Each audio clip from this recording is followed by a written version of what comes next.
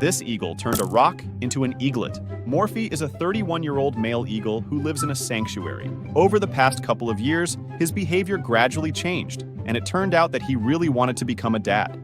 But he was a bachelor and had to do everything on his own. So he made a nest and started sitting on a rock that kind of looks like an egg. He became so protective of his nest that no one could even approach the rock.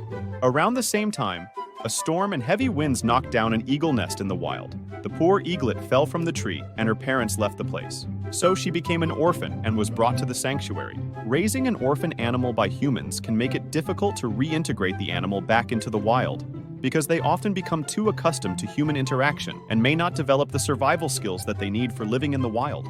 So the caregivers in the sanctuary thought that it would be great if Morphy adopted the baby eagle.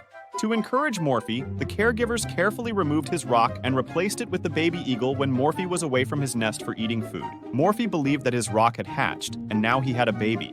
Caregivers were worried for the baby because Morphy's behavior was unpredictable at first, and they didn't know whether the baby would be safe with him. But it turned out that Morphy was a great father. The sanctuary moved them away from visitors so that the eaglet could be raised with minimal contact with humans.